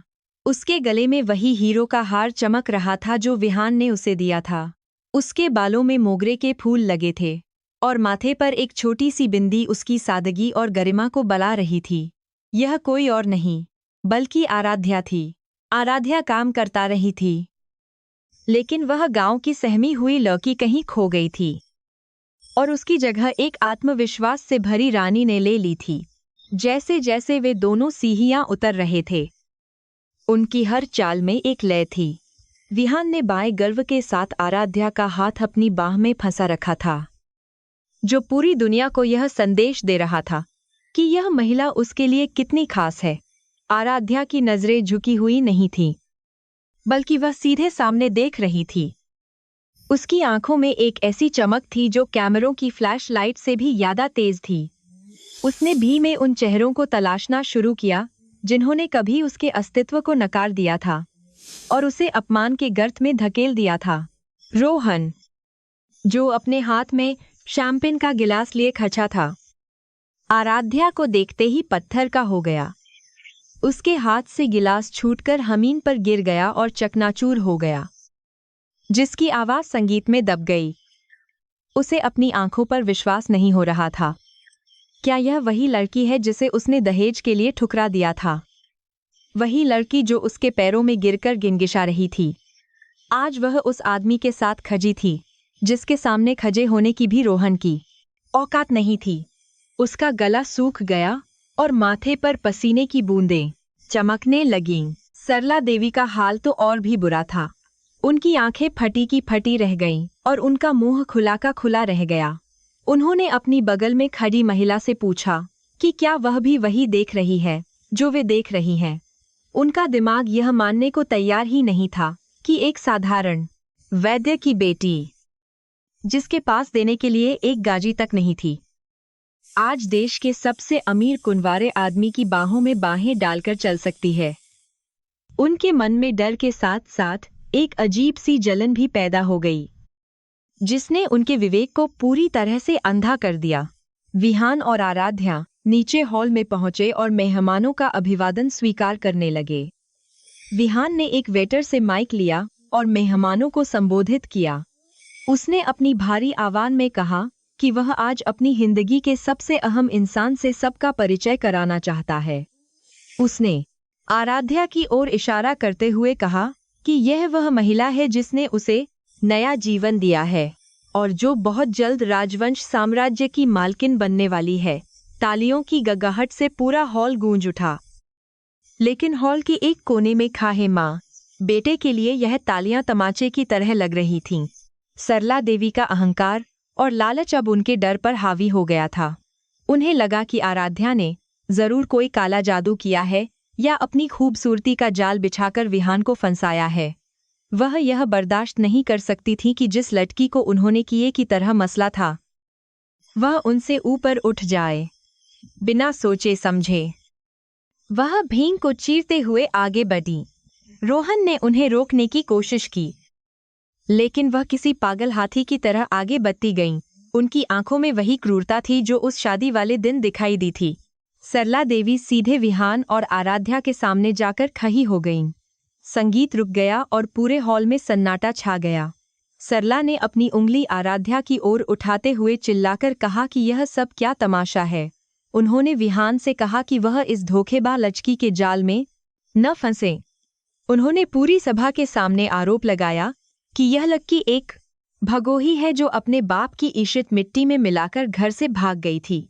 उनकी कड़वी सी बातें किसी जहरीले तीर की तरह हवा में तैरने लगीं और मेहमान हैरान होकर एक दूसरे को देखने लगे। विहान का चेहरा गुस्से से लाल हो गया और उसकी मुट्ठी इतनी जोर से भींची कि उसकी पोरें सफेद हो गईं। वह आगे बढ़कर सरला देवी का मुंह बंद करना चाहता था, लेकिन आराध्या ने उसके हाथ पर अपना हाथ रखकर उसे रोक दिया। आराध्या के चेहरे पर जरा भी घबराहट नहीं थी, बल्कि एक रहस्यमयी मुस्कान थी। उसने विहान को अपनी नौरों से आश्वस्त किया कि यह उसकी लाई है और वह इसे खुद लाएगी। विहान ने एक कदम पीछे ले लिया, यह देखते हुए कि उसकी शेरनी अब शिकार करने के लिए तैयार है। आराध्या ने सरला देवी की आंखों में आंखें डालीं, ठीक वैसे ही जैसे उसने उस रात मंडप में किया था, लेकिन इस बार उसके पास सिर्फ हिम्मत नहीं, बल्कि ताकत भी थी। उसने बहुत ही शांत और सधे हुए स्वर में पूछा कि क्या वे उसे पहचानती हैं। सरला देवी ने हिकारत से हंसते हुए कहा कि वह उसे अच्छी तरह जानती है। वह वही कंगाल लड़की है जिसकी शादी टूटने के बाद कोई उसे पूछने वाला नहीं था। सरला ने भी की ओर मुँह कर कहा कि यह लड़की चरित्रहीन है और पैसों के लिए किसी को भी फंसा सकती है। वहां मौजूद मीडिया कर्मियों ने अपने कैमरे और माइक इस तमाशे की ओर घुमा दिए। यह ब्रेकिंग न्यूज बनने वाली थी। आर्यन और कौशल्या चाची दूर खड़े होकर मुस्कुरा रहे थे। उन्हें लगा कि उनका काम आसान हो गया और अब आराध्या की बदनामी उसे इस घर से बाहर निकलवा देगी। लेकिन वे आराध्या के नए रूप से अनजान थे। आराध्या ने एक कदम आगे बढ़ाया, जिससे सरला देवी को अनजाने में ही एक कदम पीछे हटना पड़ा। आराध्या का व्यक्तित्व इतना प्रभावशाली था कि सरला देवी को अपने कद का छोटापन महसूस होने लगा। आराध्या ने माइक अपने हाथ में लिया और उसकी आवाज पूरे हॉल में गूंज उठी। उसने कहा कि सच और झूठ का फैसला अभी हो जाएगा। उसने सरला देवी से पूछा कि क्या उन्हें याद है कि उस रात उन्होंने क्या मांग की थी। उसने वहां मौजूद सभी लोगों को बताया कि कैसे इस महिला ने अपनी लालच के लिए एक पिता की पगड़ी को अपने पैरों तले रौंदा था। उसने रोहन की ओर इशारा करते हुए कहा कि यह वह कायर है जो अपनी मां के पल्लू के पीछे छिपकर अपनी मर्दानगी का तमाशा देखता रहा।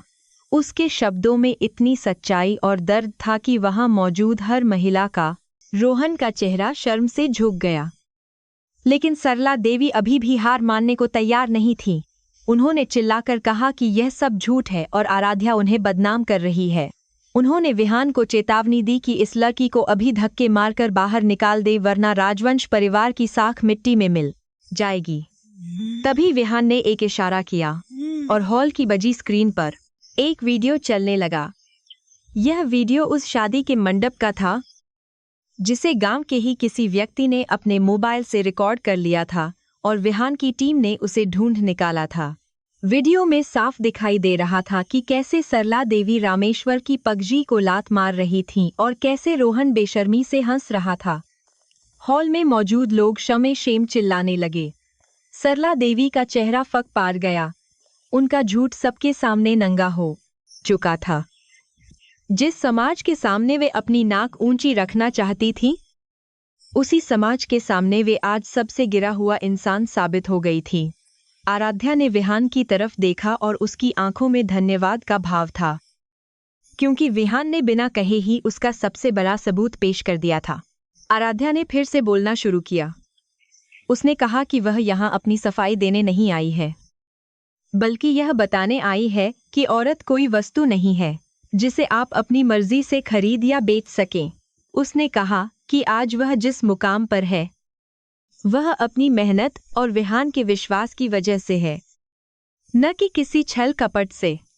उसने सरला देवी के पास जाकर धीमी लेकिन काकक आवाज में कहा कि अभी तो खेल शुरू हुआ है, अभी तो उन्हें उनके किए की असली सजा मिलना बाकी है।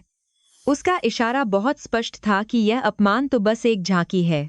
इस बीच आर्यन ने देखा कि बाजी पलट गई है और विहान और आराध्या और भी मजबूत होकर उभरे हैं। उसने अपनी जेब से फोन निकाला और एक मैसेज भेजा। यह मैसेज उस भांजे के हथियारे को था जिसे उसने विहान को खत्म करने के लिए बुलाया था। आर्यन ने सोचा कि अब जब सबका ध्यान इस पारिवारिक ड्रामा पर है, तो यह विहान पर हमला करने का सबसे सही मौका है। उसने भीड़ का फायदा उठाते हुए अपनी पोजीशन बदली और वेटर को इशारा किया जो वेश बदलकर आया हुआ एक शूटर था। हॉल में तनाव अपने चरम पर था। सरला देवी अपमान और गुस्से से कांप रही थीं। उन्होंने आपा खो दिया और आराध्या पर हाथ उठाने के लिए अपना हाथ उठाया, लेकिन इससे पहले कि उनका हाथ आराध्या के गाल तक पहुंचता, विहान ने उनका हाथ हवा में ही पकड़ लिया। विहान की पकड़ इतनी सख्त थी कि सरला देवी की कलाई की हड्डी चटकने जैसी आवाज आई। विहान ने अपनी ठंडी और डरावनी आवाज में कहा कि अगर उन्होंने दोबारा उसकी मंगेतर को छूने की कोशिश भी की तो वह उनका वह हाथ हमेशा के लिए काट देगा। तभी अचानक एक गोली चलने की आवाज आई और झूमर का एक कांच टूटकर नीचे गिरा। अफरा तफरी मच गई। लोग चीखते हुए इधर उधर भागने लगे। आर्यन के शूटर ने निशाना साधा था, लेकिन भी के कारण निशाना चूक गया। विहान ने तुरंत आराध्या को अपनी बाहों में भरकर जमीन पर झुका दिया और उसे अपनी आह में ले लिया। विक्रम और उसकी सुरक्षा टीम तुरंत हरकत में आ गई और उन्होंने विहान और आराध्या को घेरे में ले लिया। लेकिन हमलावर एक नहीं बल्कि कई थे जो मेहमानों के बीच छिपे हुए थे। रोहन और सरला देवी इस भगदड़ में गिर गए और लोगों के पैरों तले कुचले जाने लगे। उनकी चीखें शोर में दब गईं। यह वही नियति थी जिसका उन्होंने दूसरों के लिए निर्माण किया था। आराध्या ने देखा कि विहान के कंधे से खून निकल रहा है, शायद कांच का टुकड़ा लगने से या गोली छूकर निकलने से। उसका दिल दहल गया, लेकिन उसने खुद को संभाल लिया। अब वह सिर्फ एक प्रेमिका नहीं बल्कि एक रक्षक भी थी। उसने विहान का हाथ कसकर पकड़ा और उसकी आंखों में देखा। दोनों जानते थे कि यह रात अभी खत्म नहीं हुई है। यह तो बस एक लंबी और खूनी रात की शुरुआत है। ग्रैंड इंपीरियल होटल का वह भव्य हॉल अब युद्ध के मैदान में बदल चुका था। चारों तरफ कांच के टुकड़े बिखरे पाचे थे और बारूद की गंध ने महंगे इत्र की खुशबू को दबा दिया था। मेहमान अपनी जान बचाने के लिए इधर उधर भाग रहे थे, जिससे भगदड़ मच गई थी। विहान ने अपनी परवाह किए बिना आराध्या को एक मजबूत खंभे की आह में धकेल दिया। उसके कंधे से खून बह रहा था, लेकिन उसकी पक्का अभी भी लोहे जैसी मजबूत थी। विक्रम और उसके सुरक्षाकर्मी हमलावरों को जवाब देने की कोशिश कर रहे थे, लेकिन भीड़ की वजह से उन्हें निशाना साधने में दिक्कत हो रही थी। हमलावरों ने जानबूझकर धुएं वाले बम फेंक दिए, जिससे पूरा हॉल सफेद धुएं से भर गया और दृश्यता शून्य हो गई। धुएं की आन में आर्यन ने अपनी असली चाल चली। उसने अपने सबसे प्रशिक्षित भांजे के सैनिकों को इशारा किया, जिनका लक्ष्य विहान को मारना नहीं बल्कि आराध्या का अपहरण करना था। आर्यन जानता था कि विहान को शारीरिक चोट पहुंचाना मुश्किल है, लेकिन अगर उसकी आत्मा को चोट पहुंचाई जाए तो वह घुटने टेक देगा। 3 नकाबपोश आदमी अंधेरे में साये की तरह उभरे और उन्होंने आराध्या को घेर लिया। आराध्या ने हार नहीं मानी। उसने अपनी सैंडल उतारकर एक हमलावर की आंख पर मारी और दूसरे के गले पर अपनी कोहनी से वार किया। उसका वार सटीक था, लेकिन दुश्मनों की संख्या ज्यादा थी। एक हमलावर ने पीछे से आकर क्लोरोफॉर्म से भीगा रुमाल आराध्या के मुंह पर रख दिया। आराध्या ने संघर्ष किया। उसकी सांसें उखड़ने लगीं और आंखों के आगे अंधेरा छाने लगा। उसने आखिरी बार धुएं के बीच विहान की धुंधली आकृति देखी जो पागलों की तरह उसे ढूंढ रहा था। विहान ने जब देखा कि आराध्या गायब है, तो उसने एक ऐसी दहाड़ लगाई जिससे होटल की दीवारें तक कांप उठीं। वह धुएं में अंधाधुंध दौड़ा, लेकिन तब तक बहुत देर हो चुकी थी। पिछले दरवाजे से एक काली वैन टायरों की चीख के साथ आराध्या को लेकर फरार हो गई थी। विहान सेक पर खजा उस दूर जाती गाजी को देखता रह गया। उसकी आंखों में अब आंसुओं की जगह अंगारे थे। विक्रम ने दौड़कर विहान को संभाला क्योंकि उसके कंधे से काफी खून बह चुका था, लेकिन विहान ने झटककर उसे दूर कर दिया। उसका दर्द अब शारीरिक नहीं था। उसने विक्रम का गिरेबान पकड़कर कसम खाई कि अगर आराध्या को एक खरोंच भी आई तो वह पूरी दिल्ली को जलाकर राख कर देगा। उसने तुरंत अपनी खुफिया टीम को सक्रिय किया। राजवंश समूह की ताकत केवल पैसों तक सीमित नहीं थी, उनकी पहुंच पाताल तक थी। शहर का हर सीसीटीवी कैमरा, हर ट्रैफिक सिग्नल और हर सैटेलाइट अब विहान की आंखों का काम कर रहा था। यह अब व्यापारिक लड़ाई नहीं थी, यह एक राजा का प्रतिशोध था। होश आने पर आराध्या ने खुद को एक पुरानी और बदबूदार फैक्ट्री में पाया। उसके हाथ एक लोहे की कुर्सी से बंधे हुए थे और सिर में तेज दर्द हो रहा था। उसके सामने एक धुंधली रोशनी जल रही थी, जिसके नीचे आर्यन एक कुर्सी पर बैठा सिगार पी रहा था। उसके बगल में रोहन खड़ा था, जो डरा हुआ और पसीने से लथपथ लग रहा था। आर्यन ने आराध्या को होश में आते देख एक क्रूर मुस्कान दी। उसने कहा कि आखिर शेरनी पिंजरे में आ ही गई। उसने आराध्या को बताया कि अब विहान को अपनी सारी संपत्ति उसके नाम करनी होगी, वरना वह आराध्या की लाश उसे उपहार में भेजेगा। आराध्या ने अपनी स्थिति का आकलन किया। वह डरी नहीं, बल्कि उसकी आंखों में एक अजीब सी शांति थी जिसने आर्यन को असहज कर दिया। उसने आर्यन की आंखों में देखते हुए कहा कि उसने विहान को कम आंकने की गलती की है। उसने कहा कि विहान वह तूफान है जो सब कुछ तबाह कर देता है, और आर्यन ने उस तूफान को अपने घर का पता दे दिया है। आर्यन ने गुस्से में आकर आराध्या के चेहरे पर पानी फेंका और चिल्लाया कि अब उसका भगवान भी उसे नहीं बचा सकता। रोहन ने आर्यन को शांत करने की कोशिश की, क्योंकि उसे डर था कि कहीं आराध्या को मारने से वे मुसीबत में न फंस जाएं। आराध्या ने रोहन की ओर देखा, जो थर-थर कांप रहा था। उसने रोहन की कमजोरी को निशाना बनाया। उसने कहा कि आर्यन उसका इस्तेमाल कर रहा है और काम होने के बाद वह सबसे पहले रोहन को ही मारेगा ताकि कोई सबूत न रहे। रोहन की आंखों में संदेह की लकीरें उभरने लगीं। आर्यन ने रोहन को साथ चुप रहने का आदेश दिया, लेकिन बीज बो दिया गया था। आराध्या जानती थी कि दुश्मन की एकता को तोड़ना ही उसकी सबसे बड़ी ताकत है। वह रस्सियों को ढीला करने की कोशिश कर रही थी, और उसने महसूस किया कि कुर्सी का एक पाया जंग लगा हुआ और कमजोर है। उधर विहान अपने कंट्रोल रूम में बैठा था, जहां दर्जनों स्क्रीन जल रही थीं। उसकी तकनीकी टीम ने आराध्या की लोकेशन ट्रेस कर ली थी। विहान ने आराध्या को जो हीरो का हार दिया था, उसमें एक माइक्रो ट्रैकर लगा हुआ था जिसे दुनिया का कोई भी स्कैनर पक्का नहीं सकता था। वह लोकेशन शहर के बाहरी इलाके में स्थित एक बंद पड़ी कप्पा मिल की थी। विहान ने अपनी बुलेट प्रूफ जैकेट पहनी और अपनी सबसे घातक टीम के साथ निकल पान। आज वह कोई कानून नहीं मानने वाला था। आज वह खुद कानून था। उसकी गाजियों का काफिला मौत बनकर सचकों पर दौड़ रहा था। फैक्ट्री के अंदर आर्यन अपना धैर्य खो रहा था, क्योंकि विहान ने अभी तक समर्पण का कोई संदेश नहीं भेजा था। उसने अपना फोन निकाला और विहान को वीडियो कॉल करने का फैसला किया ताकि वह उसे आराध्या की हालत दिखा सके। जैसे ही उसने वीडियो कॉल शुरू किया, विहान का चेहरा स्क्रीन पर आया। विहान कार में था और उसके चेहरे पर मौत का सन्नाटा था। आर्यन कुछ बोलता उससे पहले विहान ने सिर्फ इतना कहा कि अपनी खिड़की से बाहर देखो। आर्यन ने जैसे ही बाहर देखा, एक जोरदार धमाका हुआ और फैक्ट्री का मुख्य दरवाजा उड़ गया। विहान ने अपनी गाड़ी सीधे फैक्ट्री के अंदर घुसा दी थी। धूल और मलबे के बीच से वह अपनी ऑटोमेटिक राइफल के साथ उतरा और गोलियों की बौछार शुरू कर दी। आर्यन के गुंडे संभल भी नहीं पाए थे कि वे ढेर होने लगे। विहान किसी यमराज की तरह आगे बढ़ रहा था। उसकी हर गोली एक जान ले रही थी। आर्यन और रोहन घबराकर अंदर के कमरे की तरफ भागे जहां आराध्या थी। आर्यन ने बंदूक आराध्या के सिर पर तान दी और चिल्लाया कि अगर विहान आगे बढ़ा तो वह गोली चला देगा। विहान रुक गया। उसकी उंगली ट्रिगर पर थी और उसकी नजरें आर्यन पर जमी थीं। इस तनावपूर्ण पल का फायदा आराध्या ने उठाया। उसने अपनी पूरी ताकत लगाकर अपने शरीर का वजन जंग लगे पाए पर डाला। कुर्सी टूट गई और आराध्या लुढ़क कर नीचे गिर गई। आर्यन का निशाना चूक गया और गोली दीवार पर जा लगी, इससे पहले कि आर्यन दोबारा निशाना साधा।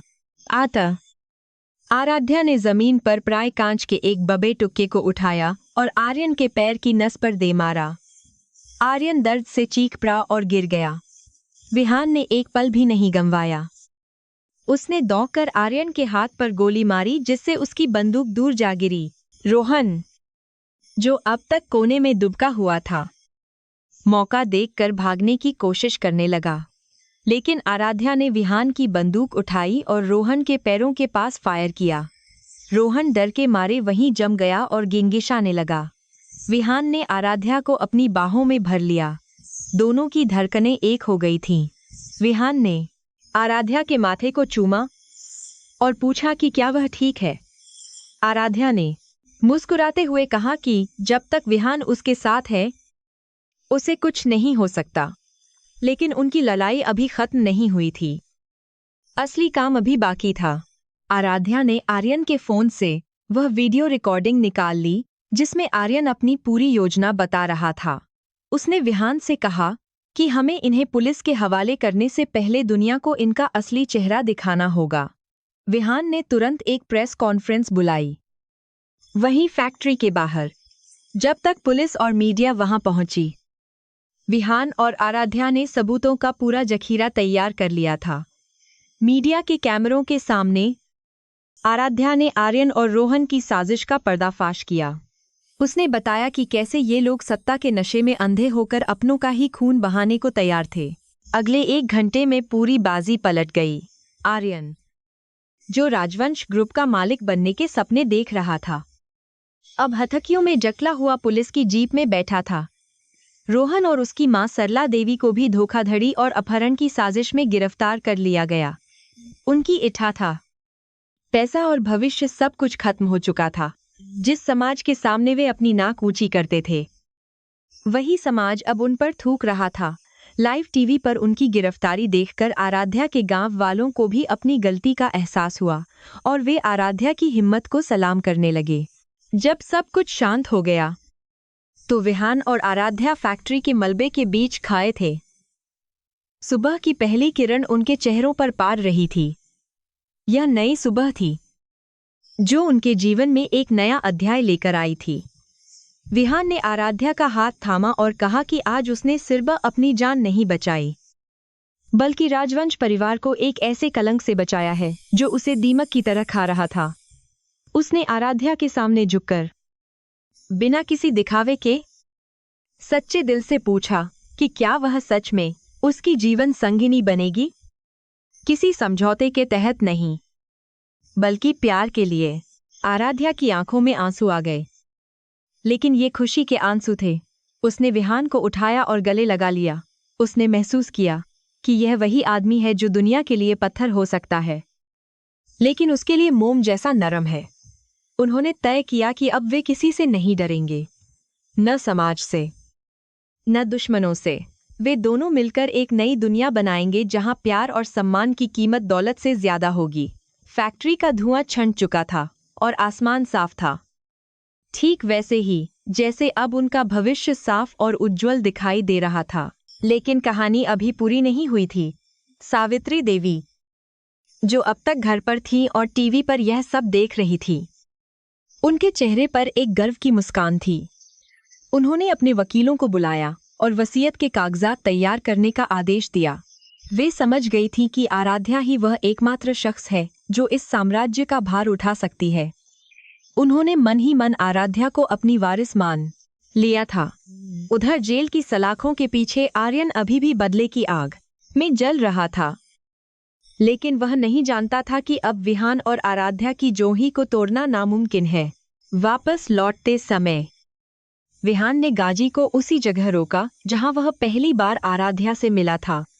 वह गंदी गली अब भी वैसी ही थी, लेकिन उनके लिए वह किसी मंदिर से कम नहीं थी। विहान ने कहा कि वह इस जगह को खरीदकर यहाँ एक भव्य आयुर्वेदिक अस्पताल बनाएगा, जिसका नाम आराध्या के पिता के नाम पर होगा।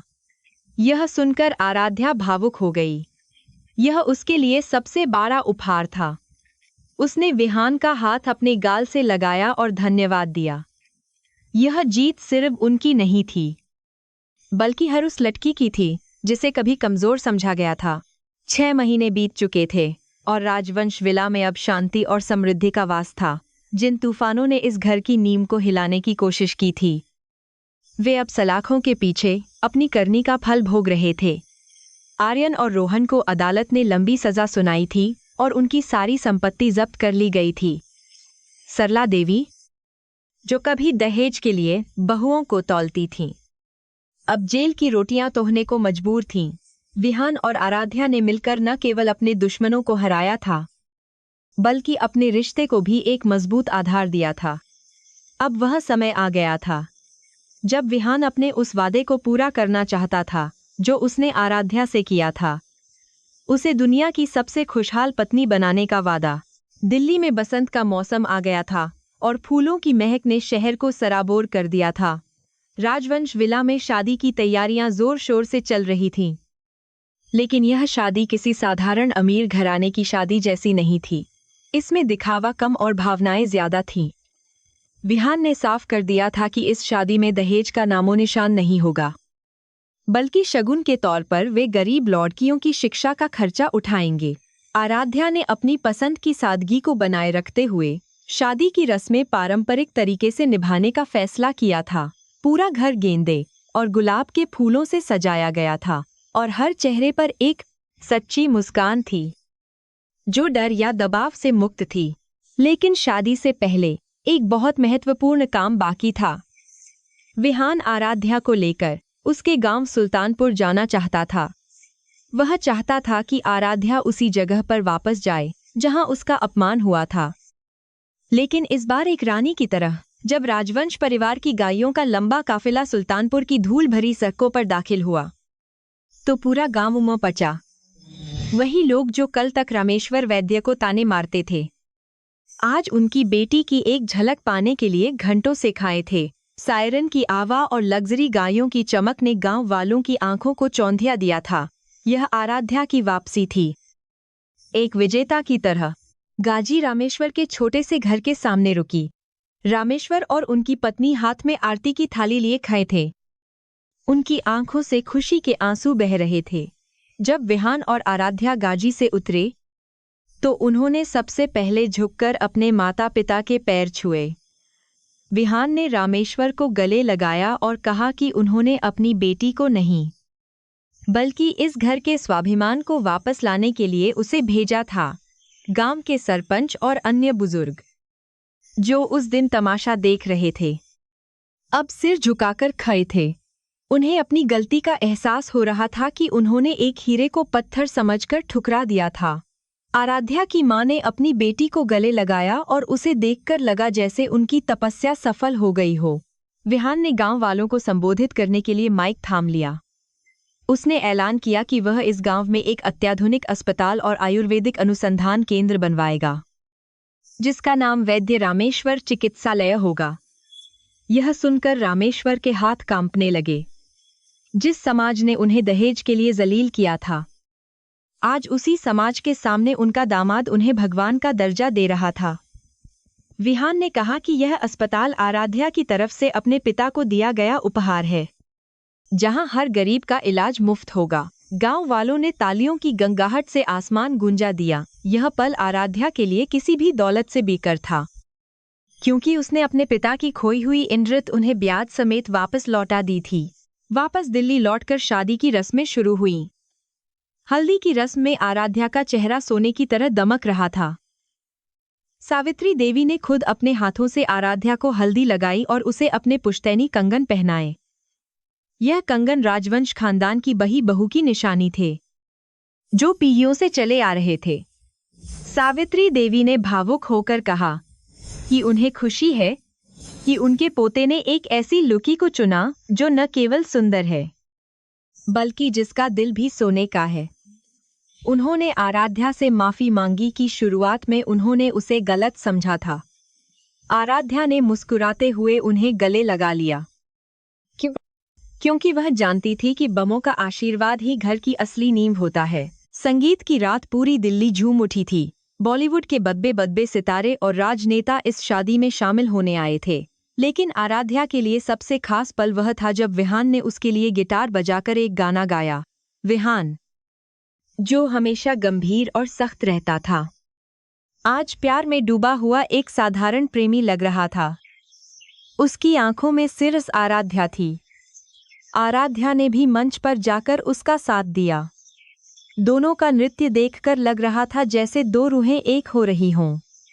मीडिया ने इस शादी को सदी की शादी का नाम दिया, लेकिन विहान और आराध्या के लिए यह दो टूटे हुए दिलों के जुड़ने का उत्सव था। शादी के दिन आराध्या ने एक गहरा लाल जोहा पहना था, जिस पर जरदोजी का काम किया गया था। वह किसी अप्सरा से कम नहीं लग रही थी। जब वह मंडप की ओर बही कि इमेरी एक स्टेट, तो विहान की पलकें नहीं झपकीं। उसने मन ही मन ईश्वर का शुक्रिया अदा किया कि उस तूफानी रात में उसने आराध्या को अपने घर में पनाह दी थी। मंडप में वैदिक मंत्रोच्चार के बीच दोनों ने अग्नि के 7 फेरे लिए। हर फेरे के साथ उन्होंने एक दूसरे का साथ निभाने का वचन दिया। विहान ने आराध्या की मांग में सिंदूर भरा और उसे अपना अर्धांगिनी स्वीकार किया। यह सिंदूर सिर्फ एक रस्म नहीं था, बल्कि आराध्या के संघर्ष और विजय का प्रतीक था। कन्यादान के समय रामेश्वर की आंखों में एक भी आंसू नहीं था, बल्कि एक गर्व की चमक थी। उन्होंने विहान का हाथ अपने हाथ में लेकर कहा कि वे अपनी बेटी को एक राजा को नहीं बल्कि एक रक्षक को सौंप रहे हैं। विहान ने झुककर उनके पैर छुए और वादा किया कि आराध्या की खुशियां अब उसकी जिम्मेदारी हैं। पंडित जी ने विवाह संपन्न होने की घोषणा की। फूलों की वर्षा होने लगी और शंखनाद से वातावरण पवित्र हो गया। आराध्या अब आधिकारिक तौर पर श्रीमती आराध्या विहान राजवंश बन चुकी थी। वह नाम जो आने वाले समय में दिल्ली के सत्ता के गलियारों में गूंजने वाला था। विदाई के बाद जब आराध्या राजवंश विला में वापस आई तो गृह प्रवेश की रस्म बहुत भव्यता से की गई। सावित्री देवी ने आरती उतारी और कलश गिराकर आराध्या का स्वागत किया। जैसे ही आराध्या ने अपने कुमकुम भरे पैरों से घर में प्रवेश किया, पूरा घर रोशन हो गया। सावित्री देवी ने सभी मेहमानों और परिवार वालों के सामने एक बहुत बड़ी घोषणा की। उन्होंने नौकर को तिजोरी की चाबियों का गुच्छा लाने का आदेश दिया। यह वह गुच्छा था जिसके लिए कौशल्या और आर्यन ने न जाने कितनी साजिशें रची थीं। सावित्री देवी ने वह गुच्छा आराध्या की कमर में खोस दिया। सावित्री देवी ने कड़क आवाज में कहा कि आज से इस घर और राजवंश साम्राज्य की सारी जिम्मेदारी आराध्या की है। उन्होंने कहा कि विहान इस साम्राज्य का राजा हो सकता है, लेकिन आराध्या इसकी रानी है और राजा भी रानी के फैसलों का सम्मान करेगा। यह एक बहुत बड़ा पल था, एक गांव की लकी जिसे समाज ने नकार दिया था, आज दिल्ली के सबसे शक्तिशाली परिवार की मालकिन बन गई थी। कौशल्या चाची, जो अब अकेली पान गई थी, ने भी सिर झुकाकर आराध्या का लोहा मान लिया। आराध्या ने चाबियां स्वीकार कीं, लेकिन अहंकार के साथ नहीं, बल्कि विनम्रता के साथ। शादी की पहली रात विहान का कमरा फूलों से सजा हुआ था। विहान ने आराध्या को खिड़की के पास खजा देखा, जहां से पूरा शहर रोशनी में नहाया हुआ दिख रहा था। वह उसके पास गया और उसके कंधों पर हाथ रखा। आराध्या ने पीछे मुड़कर देखा। उसकी आंखों में सुकून था। विहान ने पूछा कि वह क्या सोच रही है। आराध्या ने कहा कि वह उस रात के बारे में सोच रही है जब वह ट्रेन में बैठकर दिल्ली आई थी, खाली हाथ और टूटे हुए दिल के साथ। उसने कभी सोचा भी नहीं था कि किस्मत उसे यहाँ ले आएगी। विहान ने उसके माथे को चूमा और कहा कि यह किस्मत नहीं, उसका साहस था जिसने उसकी तकदीर लिखी। विहान ने उसे बताया कि उसने रोहन और उसके परिवार की फाइल हमेशा के लिए बंद कर दी है। वे अब आराध्या के अतीत का एक धुंधला अध्याय भर हैं। उसने आराध्या को एक दस्तावेज दिया। यह राजवंश ग्रुप में 50% हिस्सेदारी के कागजात थे। आराध्या चौंक गई और उसने कहा कि उसे इसकी जरूरत नहीं है। विहान ने उसकी उंगली अपने होठों पर रखते हुए कहा कि यह बराबरी का रिश्ता है। उसने कहा कि वह चाहता है कि दुनिया आराध्या को सिर्फ उसकी पत्नी के रूप में नहीं, बल्कि एक बिजनेस पार्टनर और एक स्वतंत्र महिला के रूप में जाने। आराध्या की आंखों से खुशी के आंसू छलक पड़े। अगले कुछ वर्षों में आराध्या ने साबित कर दिया कि सावित्री देवी का फैसला सही था। उसने न केवल घर को बखूबी संभाला, बल्कि राजवंश ग्रुप को भी नई ऊंचाइयों पर पहुंचाया। उसने आयुर्वेदिक दवाओं की एक नई श्रृंखला शुरू की जो पूरी दुनिया में प्रसिद्ध हो गई। गांव का वह अस्पताल अब एक विशाल मेडिकल कॉलेज बन चुका था, जहां गरीब छात्रों को मुफ्त शिक्षा मिलती थी। आराध्या अक्सर वहां जाती और मरीजों की सेवा करती, क्योंकि वह अपनी जड़ों को कभी नहीं भूली थी। दिल्ली की हाई सोसाइटी पार्टियों में अब उसकी सादगी और बुद्धिमत्ता की मिसाल दी जाती थी। एक दिन आराध्या अपने ऑफिस में बैठी एक महत्वपूर्ण मीटिंग की तैयारी कर रही थी। तभी उसकी सेक्रेटरी ने बताया कि कुछ लोग उससे मिलना चाहते हैं। जब आराध्या ने उन्हें अंदर बुलाया तो देखा कि वे कुछ लड़कियां थीं जो उसके द्वारा शुरू की गई स्कॉलरशिप की मदद से डॉक्टर बनी थी। उन्होंने आराध्या के पैर छुए और धन्यवाद दिया। आराध्या को अपनी परछाई उन लड़कियों में दिखाई दी। उसने महसूस किया कि असली शक्ति सिंहासन पर बैठने में नहीं, बल्कि दूसरों को खर्चा करने में है। उसने उन लड़कियों को गले लगाया और उन्हें सफल होने का आशीर्वाद दिया। शाम को विहान और आराध्या अपने विला के बगीचे में टहल रहे थे। उनके साथ उनका 2 साल का बेटा कबीर भी था, जो तितलियों के पीछे भाग रहा था। विहान ने आराध्या का हाथ अपने हाथ में लिया और कहा कि वह बहुत खुशकिस्मत है। आराध्या ने विहान की तरफ देखा और मुस्कुराई। उसने कहा कि जीवन एक चक्र है, जहां कभी अंधेरा था, आज वहां रोशनी है। उसने महसूस किया कि हर अपमान, हर आंसू और हर संघर्ष उसे इस पल तक लाने के लिए जरूरी था। उसने आसमान की ओर देखा और मन ही मन ईश्वर को धन्यवाद दिया। कहानी का अंत एक सुखद एहसास के साथ हुआ। आराध्या, जो कभी दहेज की बलिवेदी पर चचने वाली थी, आज हजारों लड़कियों के लिए प्रेरणा बन गई थी। उसने साबित कर दिया था कि एक औरत की कीमत सोने चांदी से नहीं, बल्कि उसके गुणों और उसके आत्मसम्मान से होती है। न्यू दिल्ली की वह शाम बहुत सुहानी थी, जैसे प्रकृति भी इस अद्भुत प्रेम कहानी और जीत का जश्न मना रही हो। राजवंश विला अब सिर्फ पत्थरों का महल नहीं था, बल्कि प्यार, सम्मान और न्याय का मंदिर बन चुका था, जिसकी देवी आराध्या थी।